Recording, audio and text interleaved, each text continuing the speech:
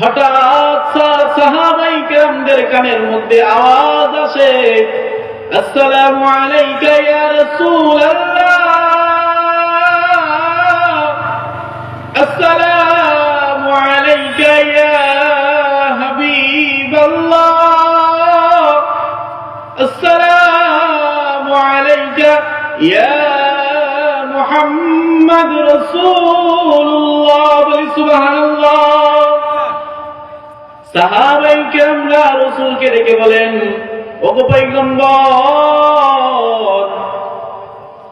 এই জনশূন্য মরুভূমির মধ্যে, জঙ্গলার মধ্যে সালামের আওয়াজ কোথা থেকে আসে?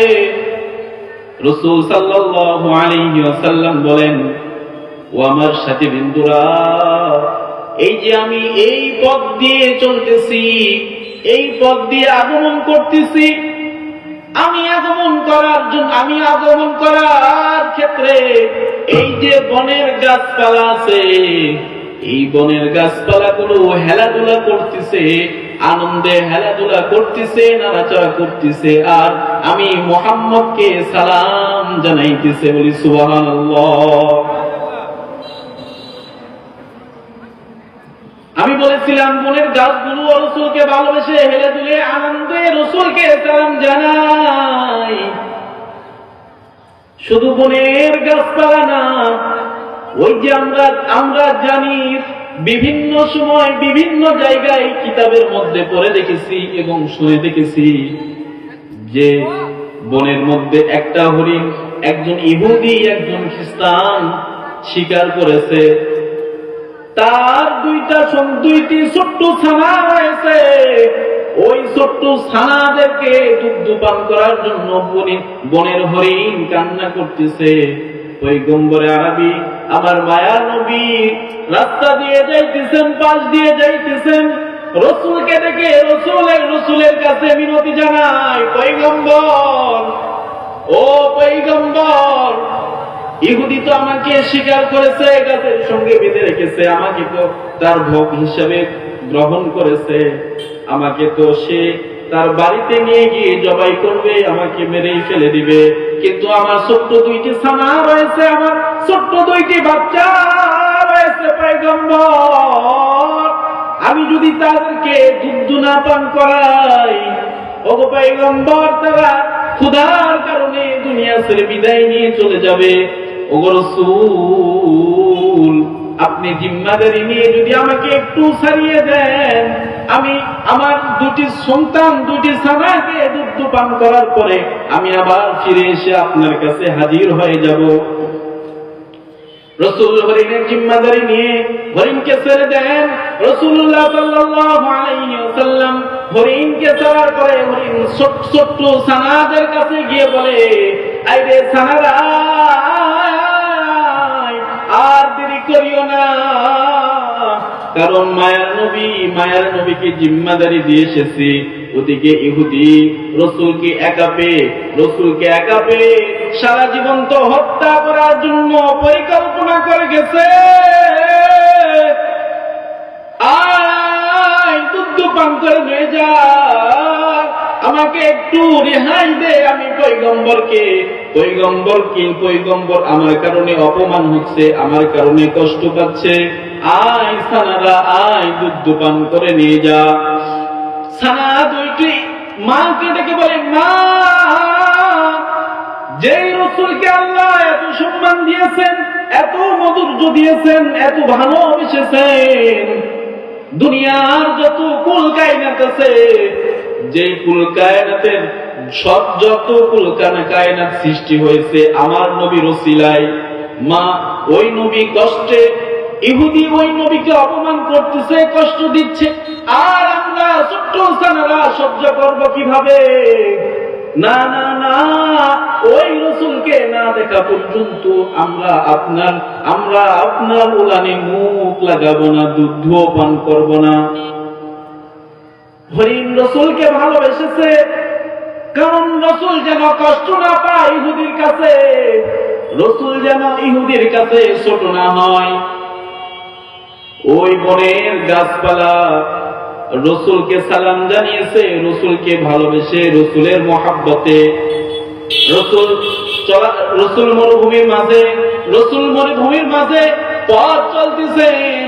যারা আরব আমেরিকায় থাকেন, বিশেষ করে সৌদি আরবে রোদের তাপমাত্রা অনেক বেশি, অনেক তুষার। রাসূলুল্লাহ সাল্লাল্লাহু আলাইহি ওয়াসাল্লাম মরুভূমির মাঝে সাহাবায়ে কেরামদেরকে নিয়ে চলতেছেন, ফিরতেছেন, পথ চলতেছেন, সফরে যাইতেছেন। হঠাৎ করে আসমানে মেঘগুলো কি সুন্দর করে ছায়া দিয়ে রসুলকে, রোদের কষ্ট থেকে রসুলকে ছায়া দিতেছে, রসুলকে মোহাব্বত করে। কারণ রসুল যেন কষ্ট না পায়, রসুল যেন কষ্ট না পায়, রসুল যেন এদের মধ্যে কষ্ট না পায়। কাজেই মুহতারাম হাজিরিন, শুধু তাই না, আমরা যে কঙ্কর চিনি, কঙ্কর, এই কঙ্কর গুলো রসুলকে ভালোবেসেছে, রসুলকে মহাব্বত করে, রসুলের স্বীকৃতি, রসুলকে যে রসুল সত্য নবী তা প্রকাশ করে দিয়েছে। কিভাবে? রসুলের চাচা, আল্লাহর নবী সাল্লাল্লাহু আলাইহি ওয়াসাল্লামের চাচা আবু জেহেল রসুলের চরম শত্রু, রসুল সাল্লাল্লাহু আলাইহি ওয়াসাল্লামের চরম শত্রু। এসে বলেন, ভাতিজা মুহাম্মদ, হাতের মধ্যে কি আছে? যদি বলতে পারো আমি আবু জেহেল তোমার আল্লাহর প্রতি ঈমান আনবো এবং তুমি যে সত্য নবী তা আমি স্বীকার করব। রাসূল সাল্লাল্লাহু আলাইহি ওয়াসাল্লাম বলেন, চাচা, আমি জবান দিয়ে না বলে যদি আপনার হাতে যা আছে সেটাই যদি স্বীকার করে যে আমি হাতের মধ্যে কি আছে।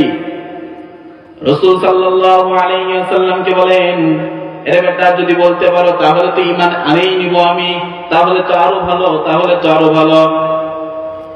এবার রাসূল সাল্লাল্লাহু আলাইহি ওয়াসাল্লাম বলেন, এই চাচার হাতের মুঠির মধ্যে কি আছো তুমি তোমার জবান দিয়ে তুমি স্বীকার করে নাও।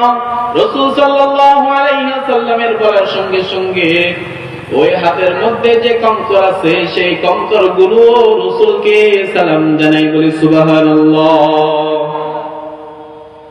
কাজেই এগুলো কেন? রাসূলকে যারা মুহাব্বত করে, রাসূলকে যারা ভালোবাসে, কেন ভালোবাসে? যাতে রাসূল কষ্ট না পায়, যাতে রাসূল কষ্ট না পায়। আজকে আমি উম্মত রাসূলকে কত ভাবে কষ্ট না দিচ্ছি। একটা প্রাণী যে কথা বলতে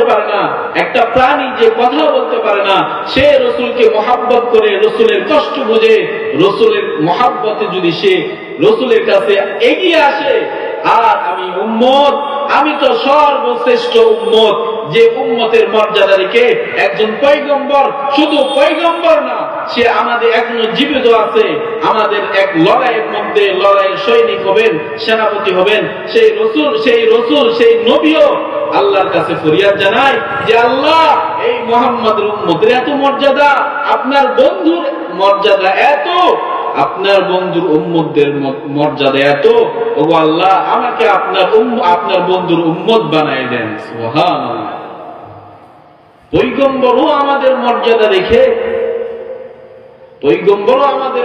দেখে আল্লাহর কাছে দোয়া করে, আল্লাহ, আপনার হাবিবের, আপনার বন্ধুর উম্মত আমাকে বানায় নেন।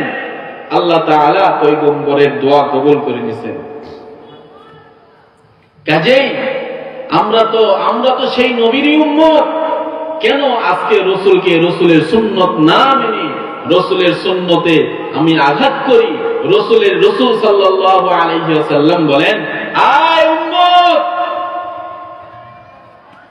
যদি দাড়ির মধ্যে, দুই চোয়ালের হাড়ের মধ্যে উম্মত যদি তুমি খুর লাগাও, সব থেকে বড় আঘাত পায় আমার নবী, সবচেয়ে বড় আঘাত পায় আমার নবী।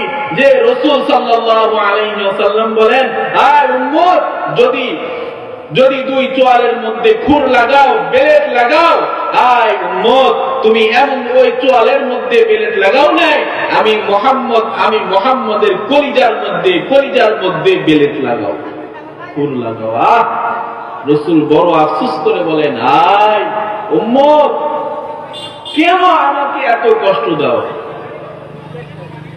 আজকে সেই নবীর উম্মত হয়ে, সেই নবীর উম্মত হয়ে আমরা রসুলের আদর্শ মানি না, সেই নবীর উম্মত হয়ে আমরা রসুলকে আঘাত করি। কেন ভাই? আমিও তো সেই নবীর উম্মত। আল্লাহ নবী সাল্লাল্লাহু আলাইহি ওয়াসাল্লামের আদর্শ যদি কেউ দুনিয়ার মধ্যে মেনে চলতে পারে, আল্লাহর পয়গম্বরের আদর্শ যদি কেউ দুনিয়ার মধ্যে মেনে নিয়ে চলতে পারে, দুনিয়া এবং আখিরাতের মধ্যে তার মতো ভাগ্যবান আর কামিয়াবি কেউ নাই গো। তার মতো ভাগ্যবান আর কামিয়াবি কেউ নাই। এজন্য তো উলামায়ে কেরামগণ রাসূলের আদর্শ মানার জন্য বারবার আপনাদের হাতে পায়ে ধরে। এ তাকায় দেখেন, যারা জমিনের মধ্যে রাসূলের আদর্শ আঁকড়ে ধরে দুনিয়ার মধ্যে চলতেছে, তারা কেউ অসম্মানী নাই রে ভাই। এই যে আমি আপনাদের সামনে চেয়ারের মধ্যে বসে আছি, একমাত্র বদল ওসিলা হচ্ছে রাসূলের আদর্শ আর রাসূলের প্রতি যে নাযিলকৃত কোরআন। আজকে যদি আমি সাধারণ কোন মানুষ হয়ে যেতাম, উলামায়ে কেরামের খাতায় যদি আমার এই লেবাস রাসূলের সুন্নত যদি আমার শরীরে আমার মাঝে না থাকতো, তাহলে আপনারা আমাকে এই জায়গায় বসাইতেন না। আমাকে এই জায়গায় বসানোর একমাত্র উদ্দেশ্য হলো যে আমার শরীরে রসুলের আদর্শ, রসুলের মহাব্বত, রসুলের সূরত, রসুলের প্রতি যে কোরআনুল কারীম নাজিল করা হয়েছে, সেই কোরআনুল কারীমের মহাব্বতে আপনারা আমাদেরকে জলসার মধ্যে কথা বলতে দিয়েছেন। শুধু তাই না, আল্লাহর রাসূল সাল্লাল্লাহু আলাইহি ওয়াসাল্লামের প্রতিটা সুন্নত বিজ্ঞানীরা, বিশেষ করে বিজ্ঞানীরা রাসূলের সুন্নত এখন বর্তমান সময়ে গবেষণা করতে শুরু করেছেন। কেননা রাসূল সাল্লাল্লাহু আলাইহি ওয়াসাল্লামের প্রতিটা সুন্নত প্রতিটা মানুষের জন্য উপকার রয়েছে। আল্লাহর নবীর জীবন ব্যবস্থা, আল্লাহ তাআলা নবী ঘরের সংসার, ঘর থেকে শুরু করে রাষ্ট্র পরিচালনা পর্যন্ত রাসূল সাল্লাল্লাহু আলাইহি ওয়াসাল্লামের ভূমিকা রয়েছে। এজন্য ঘর থেকে শুরু করে রাষ্ট্র পরিচালনা, শুধু তাই না, আমি যে রাস্তার মধ্যে চলাফেরা করব, এই চলাফেরার মধ্যেও রাসূলের সুন্নত রয়েছে, ঠিক কিনা?